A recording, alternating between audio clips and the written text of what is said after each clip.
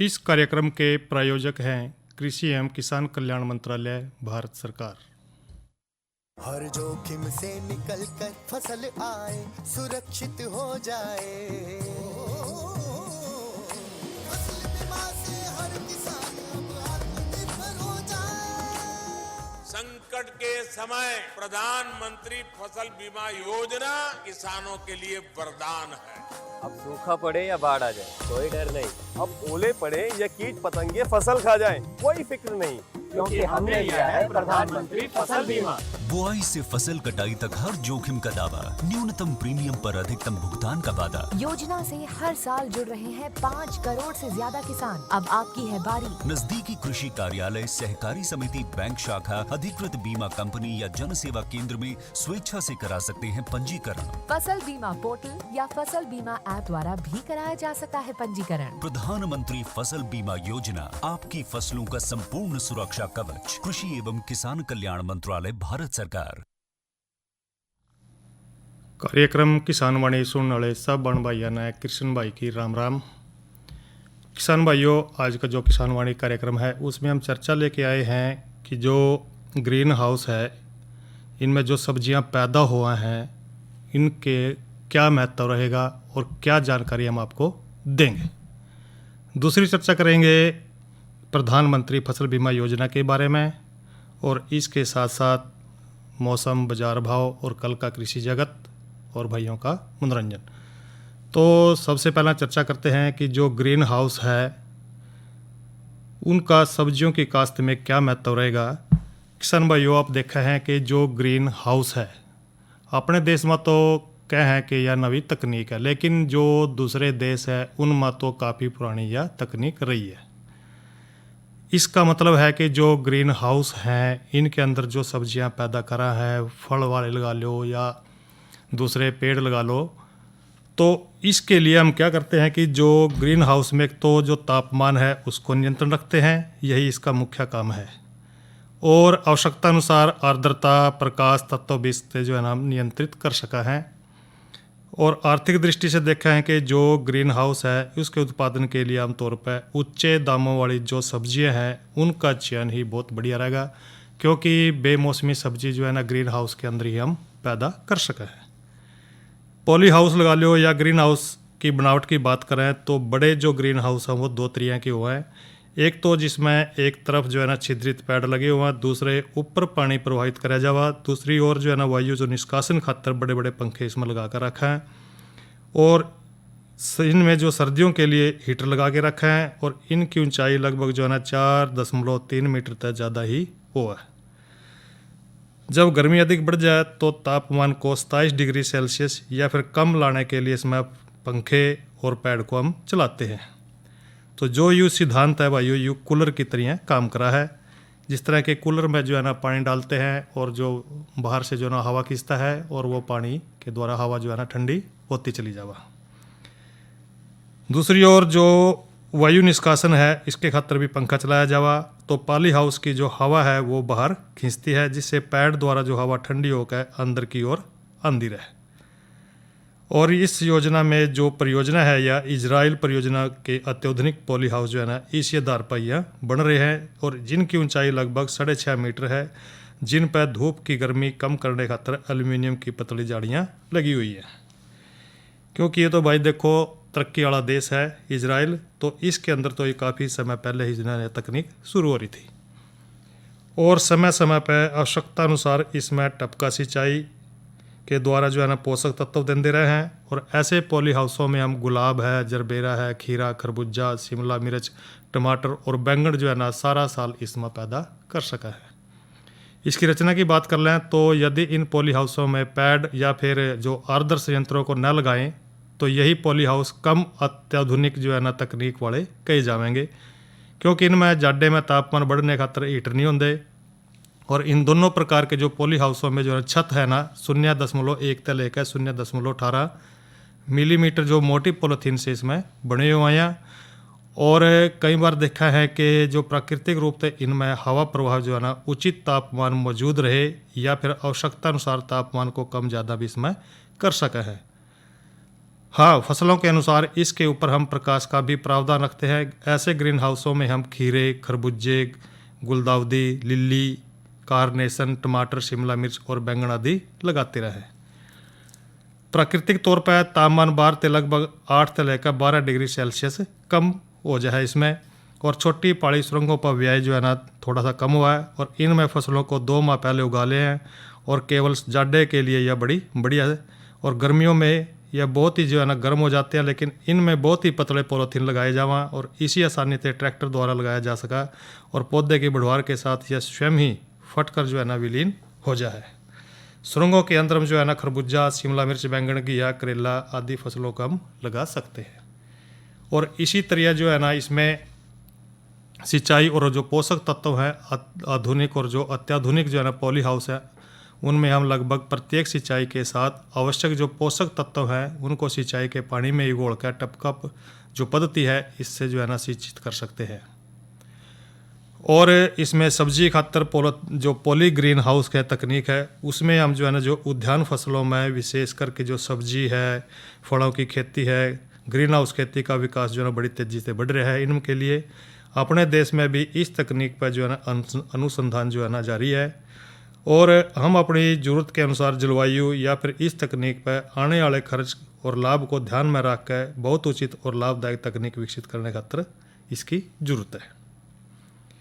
इस क्षेत्र में जो सस्ते पॉली हाउस हैं, इस विधि से कुछ सब्जियां हैं जैसे टमाटर, बैंगन, शिमला मिर्च या फिर बेल वाली सब्जियों की बात करें, उनमें खीरा है, ककड़ी है, लौकी है, तोरई है, कद्दू है, चप्पण कद्दू है, टिंडा, खरबूजा और तरबूज। ये जो सारे के सारे जो है ना ये बेमौसमी हो सका है, और जाडों में नर्सरी पौधे हैं तैयार कर सका है। इनमें 1 से 2 महीने अगेती खेती पर जो है ना विशेष लाभ कमाया जा सका है, क्योंकि इनमें जो अगर हम बेमौसमी सब्जी पैदा करेंगे तो वो ज़्यादा महंगी बिकेगी, जिससे किसान भाई का फ़ायदा ज़्यादा होगा। इसके खातर हम बांस या फिर पॉलीथीन की चादरों से एक झोपड़ी की तरह घर बना देंगे, और ऐसे घर के ऊपर बताई गई जो सब्जियां हैं उनकी पौध जो है ना जाडे यानी कि दिसंबर, जनवरी जो आगे आने वाला महीने हैं उनमें छोटे छोटे पॉलीथीन में लिफाफों में जो है ना 10 से लेकर 15 सेंटीमीटर वाले लिफाफे में बालू, रेत, खाद और मिट्टी का जो मिश्रण है भरकर रखेंगे, और बीज बुआई करके उनकी तैयारी कर सका है। ये जो पौध तैयार करेंगे खेत में जो जनवरी के आखिरी या फिर फरवरी के शुरू में सप्ताह में रुपाई करके लगभग 1.5 से 2 महीने अगेती खेती करी जा सका है। सब्जियों की जो अगेती है, अगर एक किसान अपने पड़ोसी किसान से केवल 1 हफ्ते जो पहला यानी कि अगेती फसल तैयार कर ले तो वह अपनी आमदनी में जो है ना एक खास बढ़ोतरी कर सका है, यानी कि हफ्ते पहला ही उसकी सब्जी अच्छा मुनाफा उसको दे देगी। सब्जियां की बात कर लें तो इसमें टमाटर, बैंगन, करेला और खरबूजे को 20 से लेकर 35 डिग्री सेल्सियस तापमान पर आसानी से हम उसको उगा सकते हैं। किंतु जो खीरे के 2 प्रकार के हैं, यानी कि शीतकालीन और ग्रीष्मकालीन। शीतकालीन खातर जो किस्म है वो है मुहसन, और ग्रीष्मकालीन खातर है किस्म हसन। मुहसन किस्म जो है ना 15 से लेकर 25 डिग्री, और जो हसन है वो 25 से लेकर 40 डिग्री जो सेल्सियस है उस पर अच्छी उपज देने वाली फसल है। ये खीरे और खरबूजों को जो है ना डोरियों के सारे चढ़ा दे हैं, और खीरे जो है ना अपरागित प्रकार के भी हुआ है, और सभी फूल मादा ही हुआ है, और फल मुलायम, बिना कड़वाहट के और बीज रहित हुआ, यानी कि उनमें बीज नहीं होते जो कि आजकल खीरे ये आ रहे हैं सर्दियों के, और इन्हें जो है ना छोड़ने की भी जरूरत नहीं होती। पॉली हाउस में जो है ना लगाते टाइम कतार तक कतार की दूरी लगभग 1.5 मीटर और पौधे तक पौधे की दूरी 30 सेंटीमीटर रखनी जरूरी है। प्रति एकड़ उपज की बात करें तो इसमें लगभग जो है ना 200 क्विंटल के करीब लिगड़ है। इनके बीजों को जो है नर्सरी में लगा कर जनवरी में रुपाई करके लगभग 20 फरवरी तक फलों की तुड़ाई आप कर सकते हो। इस समय देश में जो है ना खीरे की बहुत महंगे हो रहे हैं, देख रहे हैं भाई। खरबूजे में परागण की समस्या आती है। यदि खरबूजा जो किस्म है अरावा वो बहुत ही मीठी हुआ है, आप इसको आप लगा सकते हैं, और परागण समस्या के कारण उपज जो है ना पॉली हाउस में काफ़ी कम हुआ, और इस सभी के बीज नर्सरी में 3:1:1 में लगा सके, यानी कि कोकोपिट अनुपात में लेंगे पैरालाइट, दूसरा है परलाइट और वर्मी कुलाइट, इनको हम उगाते हैं, और मध्यम जो है ना समेत जो रुपाई भी इसमें कर सकते हैं। तो इस तरह भाई ये जो पॉली हाउस है या ग्रीन हाउस है वो लगा करके खेत में, और इससे आप बेमौसमी सब्जियां का उत्पादन कर सका है और अच्छी कमाई भी कर सको हो। तो ये तो चर्चा करी हमने ग्रीन हाउस का सब्जियों की काश्त में क्या महत्व है।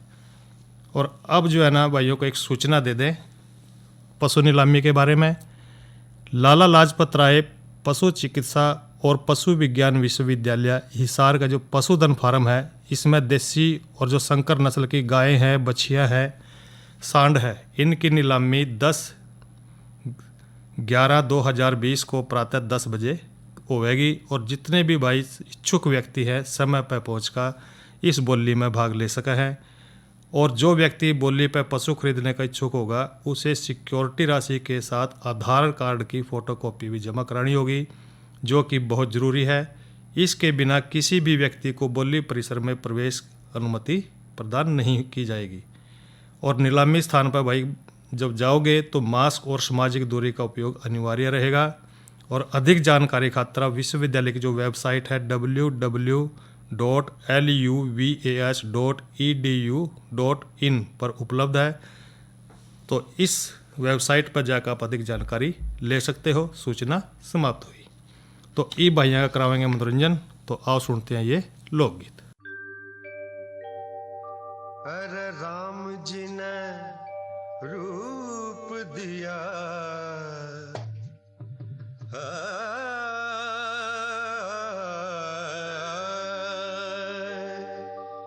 अरे राम जी ने रूप दिया खूब डट के,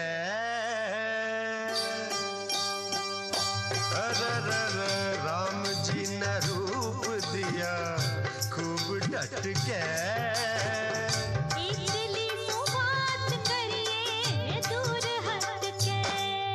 अरे राम जी ने रूप दिया खूब डट के।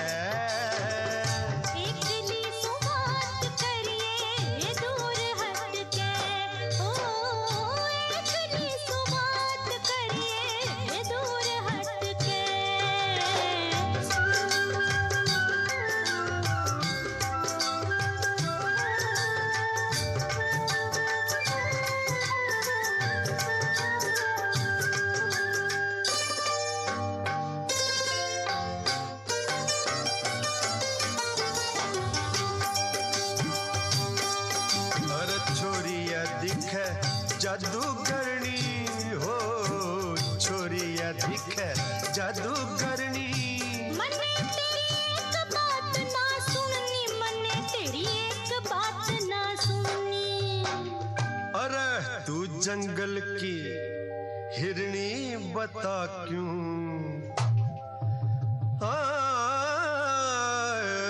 तू जंगल की हिरनी बता क्यों एकली भटके। अरे तू जंगल की हिरनी बता क्यों एकली भटके। सब जानो सोनी मतड़े क्यों खड़िया खड़िया मटके। ओ सब जानो सोनी मतड़े क्यों खड़िया खड़िया मटके।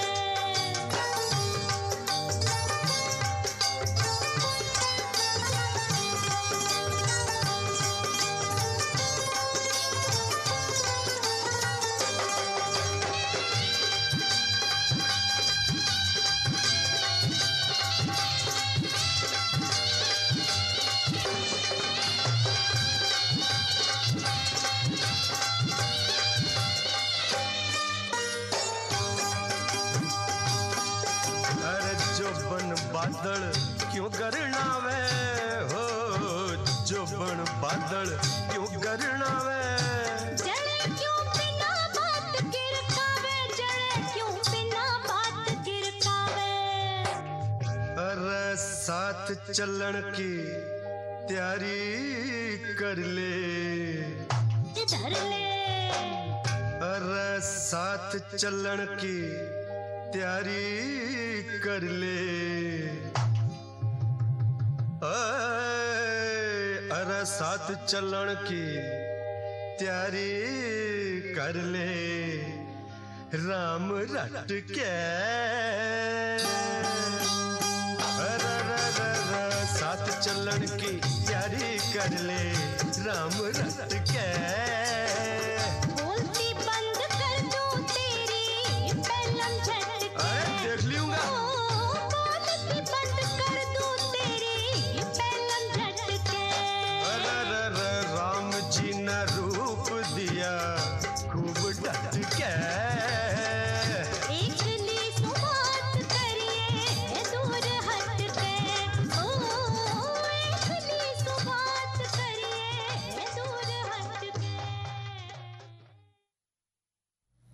ये तो सुना भैया ने लोकगीत, और अब चर्चा कर लें मौसम के बारे में। आज का जो अधिकतम तापमान रहा वो रहा 29 डिग्री सेल्सियस और न्यूनतम तापमान रहा 11 डिग्री सेल्सियस। और कल जो है भाइयों अधिकतम तापमान जो है ना 28 डिग्री सेल्सियस रहने की संभावना है और न्यूनतम 10 डिग्री सेल्सियस। और इसके साथ साथ मौसम भी साफ बना रहेगा। और कल का जो कृषि कार्यक्रम है हमारा किसानवाणी में, उसमें कल का जो प्रोग्राम रहता है वो रहेगा फ़ोन इन, लेकिन फ़ोन इन के बजाय हम जो है ना सुनवाएंगे आपको जो है ना आलू की बिजाई में क्या सावधानियां हैं, इस पर वार्ता। और विशेषज्ञ रहेंगे डॉक्टर प्रवीण कुमार, प्रधान वैज्ञानिक। और अब जो है ना हम चर्चा करेंगे प्रधानमंत्री फसल बीमा योजना पर। प्रधानमंत्री जो फसल बीमा योजना है किसान भाइयों, देखे हैं कि जो किसान भाई हैं उनकी जो फसल है कई बार तो इतना ज़्यादा नुकसान हो जाए फसल में, उसकी भरपाई करनी बड़ी मुश्किल हो जाती। लेकिन देश में हर साल ना जाने कि कितने ही किसानों की फसल खराब हो जाए, इसकी जानकारी लगाना मुश्किल रहा है। तो ऐसी स्थिति में किसानों खातर केंद्र सरकार द्वारा जो है प्रधानमंत्री फसल बीमा योजना की शुरुआत करी गई। और जो यह योजना है इसके माध्यम से जिस तरह की जो बर्बाद होने वाली जो फसल है इस पर सरकार किसानों को मुआवजा मुहैया। प्रधानमंत्री फसल बीमा योजना का लाभ उठाने के लिए तो भाइयों रजिस्ट्रेशन करवाना जरूरी होगा।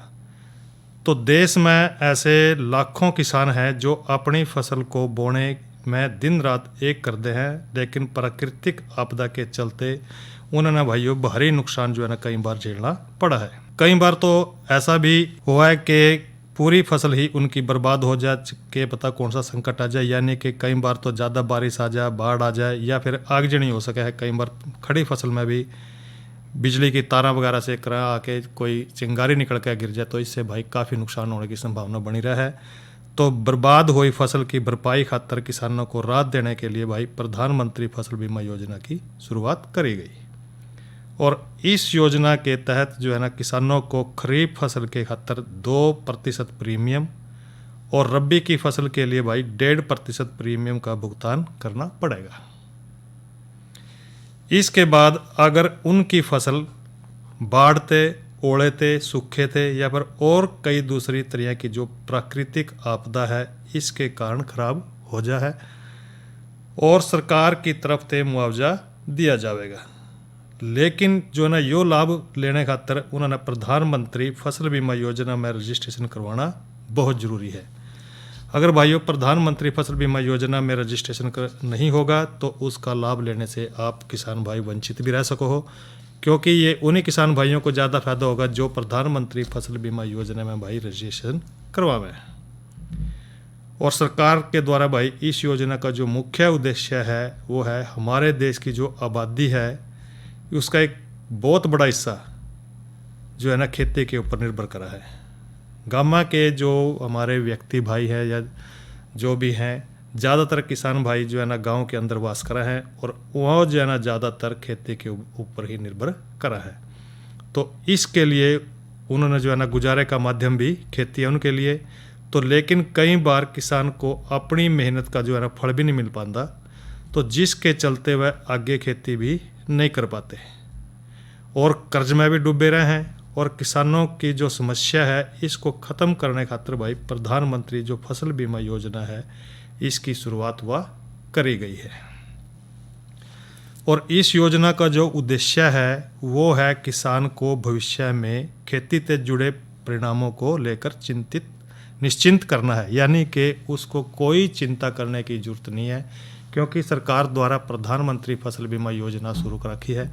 तो इसमें जो है ना उनकी जो चिंता है वो ख़त्म होगी, यानी कि अगर कोई आफत भी आ जाए किसान भाई पर तो इसमें रजिस्ट्रेशन होगा तो उसकी फसल का, तो उससे जो है ना वो अपना मुआवजा ले सका है। तो यो भी कार्य बहुत ज़रूरी है, क्योंकि कई बार देखा है कि ना जाने अच्छी फसल खड़ी है, कोई प्राकृतिक आपदा आ गई तो उसमें उसका नुकसान हो जाए तो वो सारी खड़ी फसल भाई तैयार हो जाए फसल भी जो है ना नुकसान में चली जाए। तो जिससे जो है ना किसान भाई का जो है ना नुकसान ज़्यादा होगा और उसकी आमदनी की तो बात ही कह जाएगी। तो इस तरह जो है ना सरकार ने भाई प्रधानमंत्री फसल बीमा योजना शुरू कर रखी है।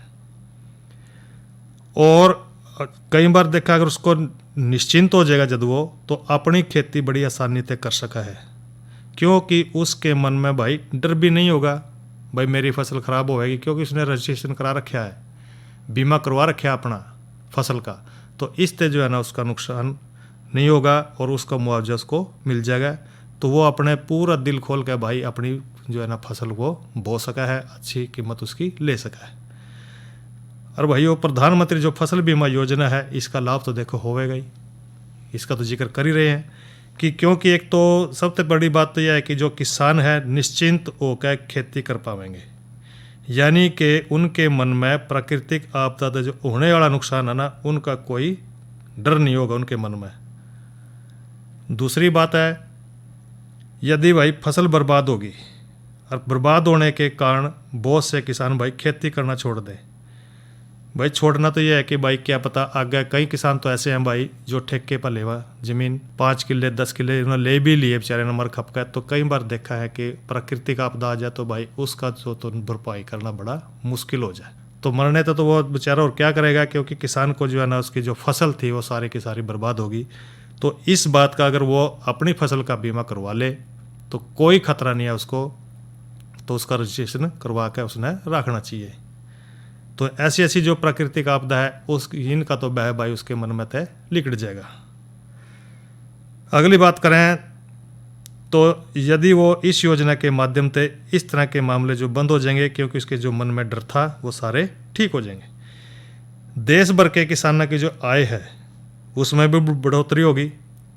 सरकार तो पहले ही चाल लग रही है कि जो भाई किसानों की आमदनी है इसको दुगना करना है हमने। तो इससे इस करके जो है ना जो योजनाएं चलाई गई हैं भाई किसानों के हित में है और लाभकारी योजनाएं हैं। किसानों को उनकी जो बर्बाद हुई फसल है उसका मुआवजा उनको दिया जाएगा। और योजना के तहत किसानों को जो है ना लगभग 2 लाख रुपए तक की धनराशि जो है ना मुआवजे के रूप में उनको दी जावा, यानी कि ज़्यादा से ज़्यादा किसान भाई का जो नुकसान भी हुआ है उसको ज़्यादा से ज़्यादा सरकार द्वारा उसको 2 लाख रुपए की राशि भाई मुआवजे के तौर पर उसने जो नुकसान हुआ है कम से कम उसकी भरपाई खातर जितना जो खेती पर थोड़ा बहुत खर्च हुआ है उसको वो भरपाई हो सका है। तो सरकार जो है ना किसान को लगभग 2 लाख रुपए की राशि दे है। फसल बीमा योजना में जो रजिस्ट्रेशन करवाना आपने उसको उसके लिए कुछ नियम है भाई सरकार द्वारा बना रखे हैं।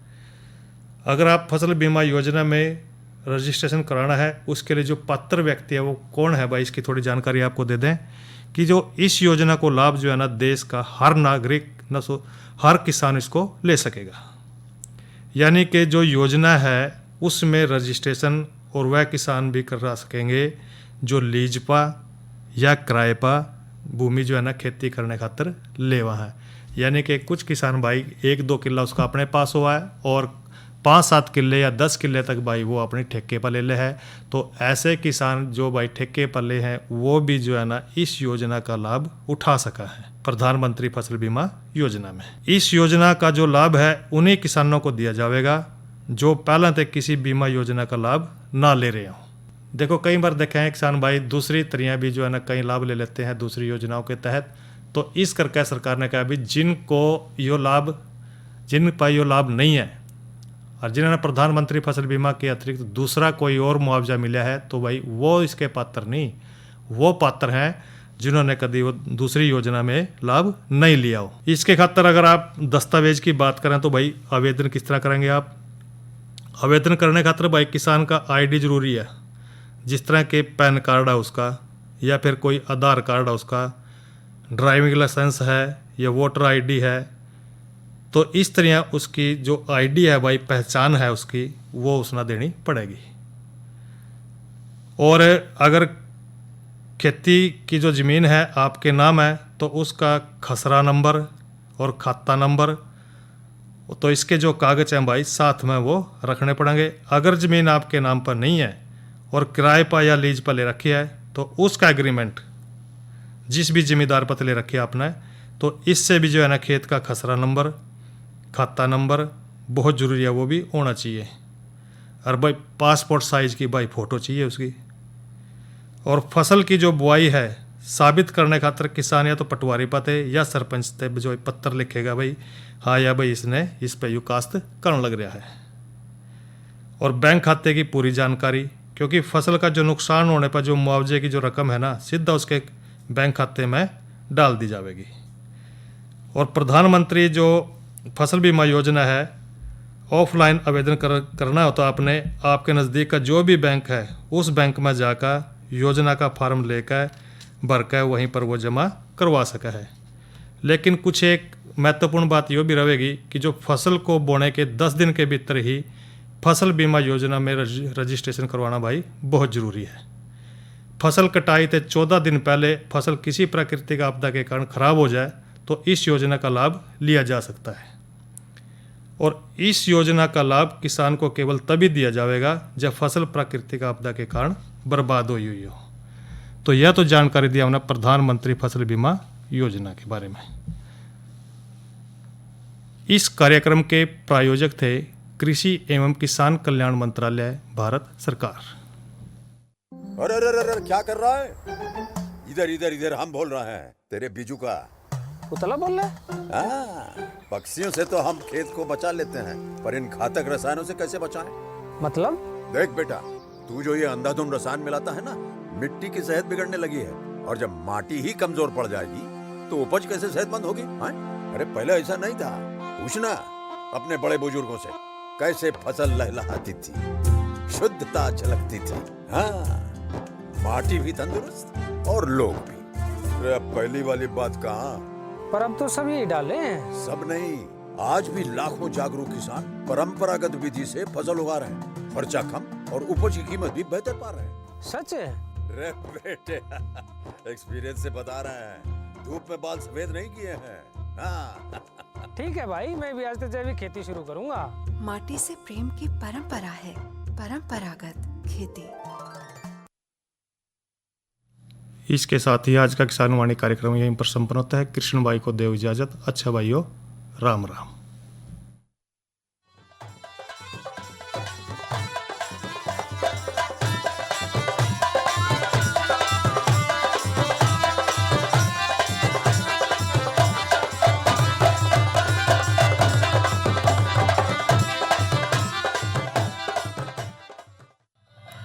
थोड़ी देर में सुनेंगे आप हिंदी में समाचार, जिन्हें हम दिल्ली के केंद्र से रिले करेंगे। कृपया रिले की प्रतीक्षा करें।